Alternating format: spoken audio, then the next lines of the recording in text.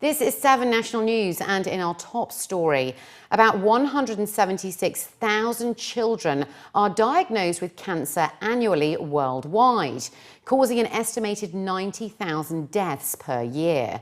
Off the back of this, Her Highness Sheikha Jawahar bint Mohammed Al Qasimi, the wife of His Highness the ruler of Sharjah and founder and royal patron of the Friends of Cancer Patients Society, has launched the International Childhood Cancer Fund in order to support children with cancer globally.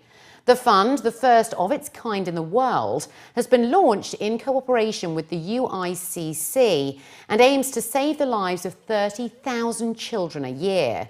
The fund will collect donations and provide financial support for awareness campaigns, provide healthcare and treatment, and fund emergency relief projects. Her Highness Sheikha Jawahar also announced a donation of $1 million through the Big Heart Foundation, which is the fund's first revenue. Her Highness stated that the major challenge in combating childhood cancer is the difficulty of determining risk factors that require medical intervention, unlike cancers in adults, which can be detected through awareness programs as well as medical checkups. Her Highness is calling on all authorities, organisations and institutions around the world to support the fund and be active contributors to the survival of more children. The CHICA Childhood Cancer Programme will also offer annual awards in 3 categories: the Fellowships, the Campaign Awards and the Programme Capacity Building Award. Her Excellency Sheikha Lubna bin Khalid Al Qasimi, the Minister of International Cooperation and Development and head of the UAE Committee for Coordination of Humanitarian Foreign Aid, has praised the progress that is taking place between the UAE and Romania. Her Excellency Sheikha Lubna was speaking during a meeting with the Romanian Minister of Economy, Trade and Tourism, who is leading a high-profile official economic and development delegation on a visit to the UAE, surrounding the prominent standing that the UAE occupies in international humanitarian work, its active role in supporting international development causes, and its response to humanitarian appeals. Her Excellency also reviewed the successful efforts that are being made by the UAE to deliver on the Millennium Development Goals, as well as talks regarding the post-2015 development agenda. Additionally, Sheikha Lubna has been ranked the most powerful woman in the Arab countries for the year 2015 and 42 among the 100 most powerful women in the world, according to Forbes magazine. The UAE has topped the regional rankings in the overall competitiveness, that's according to the Global Competitiveness Report for 2015, and has also maintained its global lead in financial policies for the 3rd consecutive year. The UAE also featured among the world's top 3 in the key pillars of the Global Competitiveness Index, including government efficiency and financial policies, while ranking 12th overall in the Global Competitiveness Index. Her Excellency Reem Ibrahim Al Hashimi, the Minister of State and Chairwoman of the Emirates Competitiveness Council, was quoted as saying that we congratulate the leadership and people of the UAE on this achievement, and we look forward to making further progress, and that despite regional challenges, the UAE continues to invest in human development and drive innovation. Abdullah Nasser Luta, the ECC Secretary General, said that the Global Competitiveness Report is one of the key sources that helps the Council to measure performance. All private schools in Dubai must adjust to a new academic calendar issued by the UAE Cabinet from the start of the new academic year. A circular issued to schools by the Knowledge and Human Development Authority states that all private schools must adhere to the dates as specified in the Unified Academic Calendar. According to the calendar, schools will resume after the summer break on August the 30th, 2015. School authorities will be given the flexibility of adjusting their start and end of academic year date by 1 week, after obtaining approvals from the KHDA. Schools have also been instructed to ensure a minimum of 188 school days, including a minimum of 175 instruction days. In this way, schools can fully meet the requirements of the offered curriculum and accommodate the administration of the associated external exams. Additionally, government and public holiday schedules will strictly apply to private schools. Eid and National Day holidays will also be applicable in accordance with the official dates announced by the government. 79 students representing 29 nationalities graduated from the Emirates International School, Jumeirah, earlier today. According to the management, the graduating class of 2015 is distinguished by many outstanding students, where over 10 are predicted to achieve over 40 points out of a total of 45 in the May 2015 IB Diploma Programme exams. They added that many of them have been offered places at some of the world's leading universities, including Stanford, Durham, the London School of Economics, King's College, McGill University, the University of Toronto, the University of California, Berkeley, New York University, and Columbia University. Can I just say how incredibly proud we are of our students who have finished the toughest pre-university program in the world. They are going on to schools such as Stanford, UCLA, Warwick, London School of Economics, Northeastern, University of Chicago.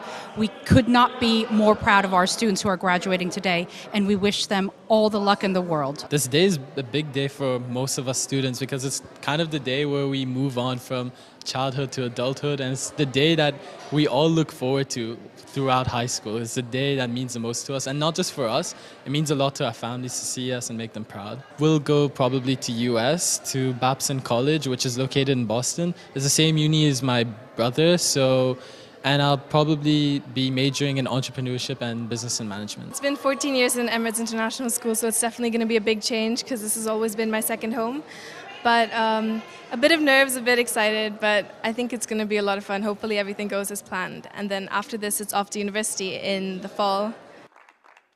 Nearly all members of the class will continue their education at various universities, with the UK, Canada and the US proving the most popular destinations. Mr. Mohammed Al Habtoor, the Vice Chairman and CEO of the Al Habtoor Group, who is also the chairman of the EIS board, presented the students with the graduation certificates as well as excellence awards. Today marks the day where I embark on the second stage of my journey in the educational path, where today I think is the day that I can be proud of my achievements in the high school, and I can start preparing for my next stage of university education and preparing to be able to part with my family and go on to a different country to do new things and learn new things and hopefully change myself as a person to the better, and looking forward to take on life on my own and hopefully go from there. Today is a really emotional day. I've been in EIS my entire life, and honestly I feel really proud of myself that I've come all this way since KG1 to finishing the IB diploma. I'm going to the American University of Beirut in Lebanon to study economics and English literature. It's definitely a big day for all of us, and it's very, very exciting, but also very nerve-wracking for many of us. You know, we're going to be in front of a big audience, but definitely just feelings of pride, feelings of happiness, joy, and just sort of just a fulfillment of, you know, everything that we've achieved over these, 14 years of school. The fourth edition of the Louvre Abu Dhabi Talking Art series drew to a close on Wednesday with a final discussion on art as a witness of globalization. The combination of 5 different panels centered on the development of the Louvre Abu Dhabi, which was followed by a special solo piano recital by acclaimed French pianist Bertrand Chiamou. Panelists Jean-Hubert Martin, an internationally respected curator and former director of Centre Pompidou in Paris, and Jean-François Charnier, the scientific director of Agence France Museums, explored the idea of the global museum in relation to the universal view of the Louvre Abu Dhabi. The fourth Talking Art series drew audiences from around the region and brought many influential and important speakers to the capital. As a part of the Abu Dhabi Classics season, Abu Dhabi Tourism and Culture Authority presented Global Encounters as an intellectual and artistic process involving dialogues and exchanges beyond borders and between cultures. The term universalism, and referring to the Louvre Abu Dhabi as a universal museum, is quite a specific term, and it ties back to the idea of the museum, how it is universal in terms of the collection, in terms of the idea of the museum, and how the pieces are coming from all over the world, from different civilizations, and presenting to us something that is more universal. The topic today is really interlinked with the idea of universalism, but Jean-Bert Martin speaks about art and globalization, which is a contemporary way of speaking about universalism. A total of 70 local school children in Dubai took their final strides today by accomplishing 115 million steps in the Milan Challenge as a part of their participation in the Joy of Moving campaign. At a grand finale event held at the Al Ittihad private school in Jumeirah, second grade students of Gems Wellington Primary School and Al Ittihad Private School crossed the finish line, concluding a month-long initiative of maintaining an active lifestyle. The event organisers stated that the month-long Kids Steps Count initiative, launched by Kinder and Sport with the help of local students from Dubai, promoted the idea of maintaining a healthy lifestyle in the UAE's younger generation. Organisers said that the event challenged school children to take 115 million steps. That's the equivalent to reach the Milan 2015 Expo from Dubai, where their steps were tracked by a step counter bracelet. The objective, the organisers said, was to develop an emotional and physical bond between the two expo hosting cities and their children. With an overall investment of 7.8 million euros, the Joy of Moving campaign, now active in over 20 countries, is being held for the first time in the Middle East and has reached 15 million children so far. We think to Dubai, first of all, for the Expo 2020, so the perfect link as an ambassador of what's happening here to draw the project till next 5 years. That is the main idea. And also because here in this country we are gaining in terms of business as well. The population is growing, and the main part of the population, more than 20%, is kids from 0 to 14. So that means that it's very interesting for us to develop this kind of project, CSR, because there are a lot of kids, and we know that it's not easy here to have sport because it's quite hard to go outside for 4 months or 5 months at least. So that's why it's very interesting. In fact, we find a lot of commitment when we propose to the school, Etihad and Gems as well. That's our first partner here, and they join this project, very enthusiastic over, and it's very interesting for us. Part of the vision of the school is to being global thinkers. Now, this is one thing. 3 main things we were looking at. First thing is the healthy lifestyle of the students, asking them to be active, moving a lot, and being fit. The second thing is interacting them with students from an international country and being global thinkers by thinking about Expo Milan that is happening this year, 2015, and Expo Dubai that is happening in the year 2020. So these 3 main things were the main reason why the school accepted to have this project with the students. Moving on planes, making you strong, healthy, active. And if you want to be like a football player, you can be healthy. Your legs have to be good for running, playing, and kicking the ball really high. And it's nice for me. I like playing football. It's fun, it's active, it makes you healthy. And finally, looking to other news now, the wait for many residents to catch their Bollywood icons live on stage is finally over, as some of the superstars have arrived for the Arab Indo Bollywood Awards, also known as IBA, which is all set for a spectacular inaugural show.